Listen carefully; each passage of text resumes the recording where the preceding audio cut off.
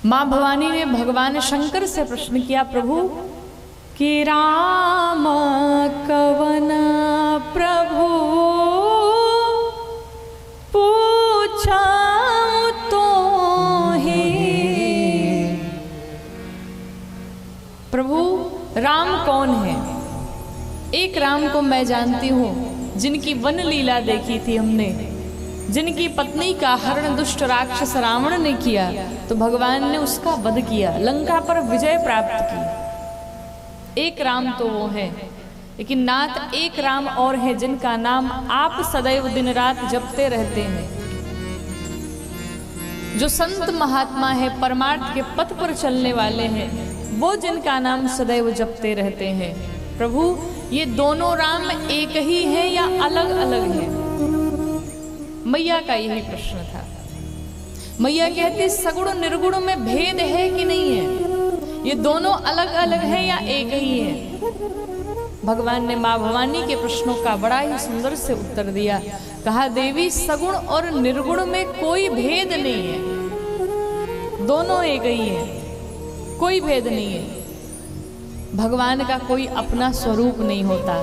भगवान तो भक्त के कहे अनुसार, भक्त के हृदय में जैसी भावना रहती है, जैसा स्वरूप बनता है, भगवान अवतार ले लेते हैं। भगवान का कोई अपना स्वरूप नहीं है कि भगता प्रेमा बस सगुणा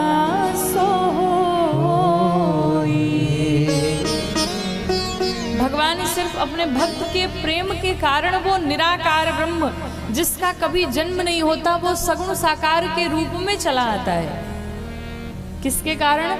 सिर्फ और सिर्फ प्रेम के कारण। आपने कल कथा श्रवण की ना भगवान शंकर की, जो अपने भक्त के प्रेम के कारण घर पे नौकर बन के आ गए। उन्हें रहा नहीं गया अपने भक्त से मिले बिना। आप भगवान से मिले बिना रह सकते हैं, लेकिन भगवान को अगर कोई सच्चा भक्त मिल जाता है तो भगवान सब कुछ छोड़ने को तैयार रहते। भगवान अपने कहते हैं कि मेरा मान टले टल जाए, कोई परवाह नहीं, मेरी इज्जत भले चली जाए, मेरा सम्मान भले चला जाए, लेकिन मेरे भक्त का सम्मान नहीं जाना चाहिए। एक घटना याद आ रही है जगन्नाथपुरी की।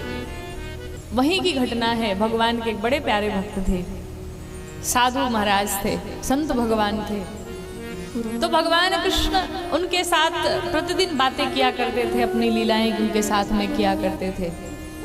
एक दिन की ऐसी घटना हुई कि संत भगवान को अपने पास में बुलाया और कहा, देखो आज हमारी कुछ इच्छा हो रही है, आज मैं कुछ करना चाहता हूँ।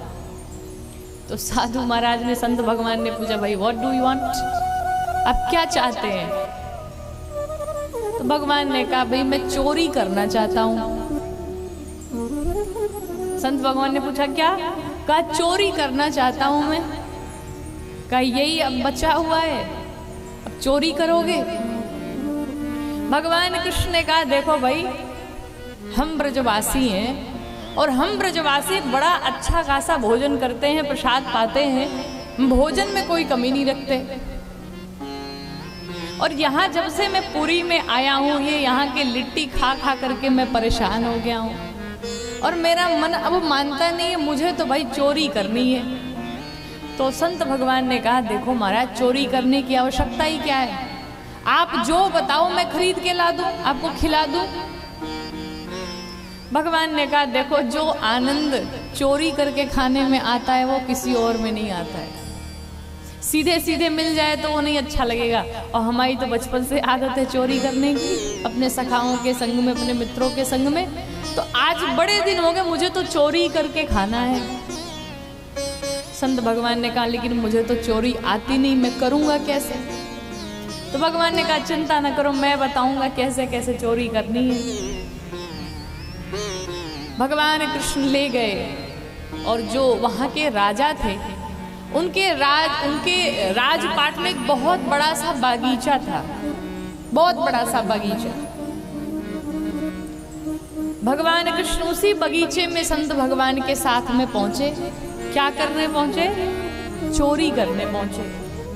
अब कहीं आम के वृक्ष लगे हुए हैं, कहीं अमरूद के वृक्ष लगे हैं, कहीं सेब है, कहीं कोई फल है, अनेक प्रकार के फल।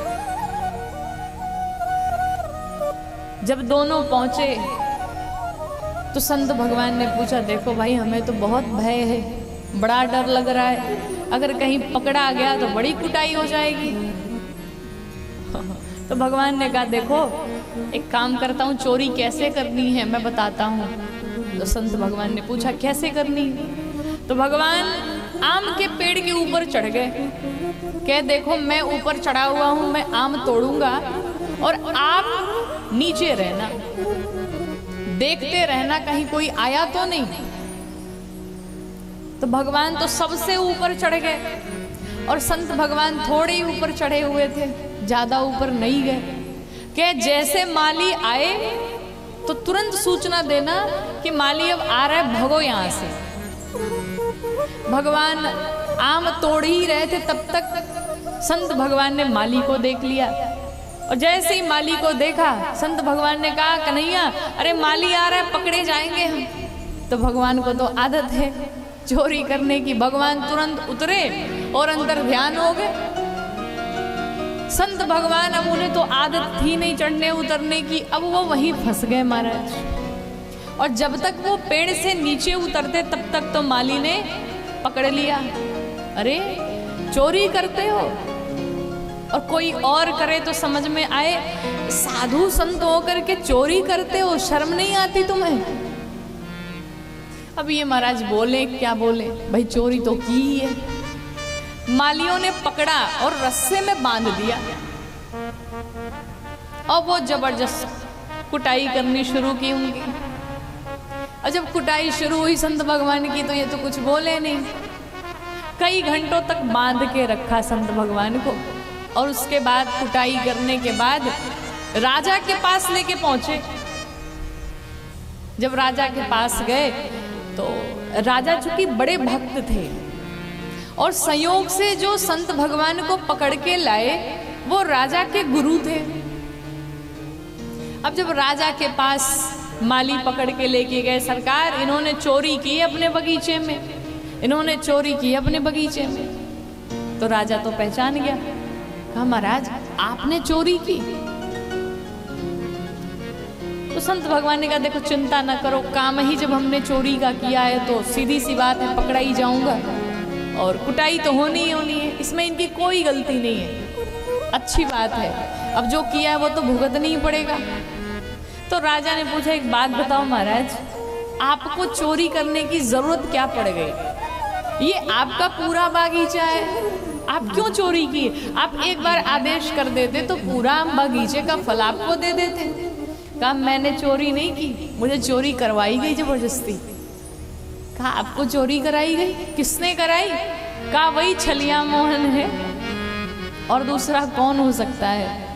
उसी ने चोरी कराई। और देखो चोरी तो कराई महाराज, अपने तो निकल लिया, हमें छोड़ दिया, और परिणाम मैं बधाऊं यहाँ के सामने। राजा ने पूछा, बताओ महाराज वो थे कौन जिनके कारण आपको चोरी करनी पड़ी? संत भगवान ने कहा, वो कोई और नहीं था, वो मेरे वृंदावन बिहारी लाल थे, वो मेरे जगन्नाथ प्रभु थे, वो मेरे बिहारी जी थे, वो मेरे श्री ठाकुर जी थे। राजा ने जैसे ही सुना कि मेरे बागीचे में भगवान चोरी करने के लिए आए थे, मेरे बागीचे में भगवान फल खाने के लिए आए थे, उस राजा ने कहा ये तो मेरा परम सौभाग्य है, अब जाकर के भगवान से कह देना कि उन्हें चोरी करने की कोई आवश्यकता नहीं। राजा ने अपने सभी दरबारियों को बुलाया और पूरा बागीचा ही मां जगन्नाथ महाप्रभु के नाम लिख दिया, पूरा बागीचा ही भगवान को दे दिया, अपना सब कुछ दे दिया, सर्वस्व न्यौछावर कर दिया भगवान को।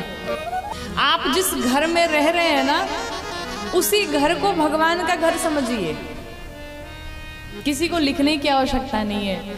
आप जिस घर में रहते हैं उसे ही अपना नहीं, उसे श्री ठाकुर जी का घर मान के रहिए। लेकिन हम लोग क्या करते हैं, ये हमारा घर है, ये हमारी मकान है, ये हमारा फ्लैट है, ये हमारा है, ये हम की जो भावना है, मैं की जो भावना है, इससे बचे रहिए। जो भी है सब श्री ठाकुर जी का है, सब जगन्नाथ महाप्रभु का है।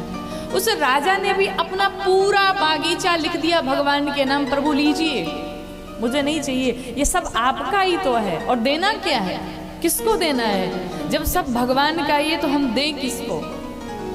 प्रभु ये लीजिए आप।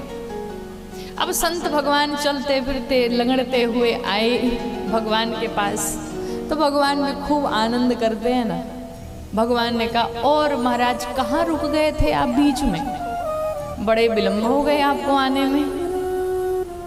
भगवान कृष्ण ने जैसे ही संत भगवान से पूछा, अब संत भगवान को तो गुस्सा आया ही था, क्योंकि इनकी तो कुटाई हुई थी। संत भगवान ने कहा, हम अपने ससुराल में रुक गए थे, हमारी खातिरदारी चल रही थी। पता नहीं है आपको? नहीं बताओ बताओ, कहाँ रुक गए थे? ये टेढ़े होते हुए क्यों चल रहे हो? क्या परेशानी हो गई? अरे महाराज, आपके चक्कर में हमारी कुटाई हो गई बढ़िया। जो काम कभी नहीं किया वो आपके चक्कर में करना पड़ा। लेकिन एक बात बताऊं, जिस राजा के यहाँ चोरी करने गए वो मेरा शिष्य ही था। और जब उसने सुना, जब उसे पता चला कि मेरे महाप्रभु आए थे आज मेरे बागीचे में फल खाने के लिए, महाराज लो, ये पूरा बागीचा ही आपके नाम उसने कर दिया। अब जब इच्छा तब जाओ, जो इच्छा सो फल खाओ, आम खाओ, अमरूद खाओ, जो इच्छा सो खाओ, कोई टेंशन नहीं। भगवान कृष्ण मुस्कुरा के कहते हैं, देखो जो आनंद चोरी करके खाने में है, वो आनंद तो मुझे ऐसे नहीं मिलता।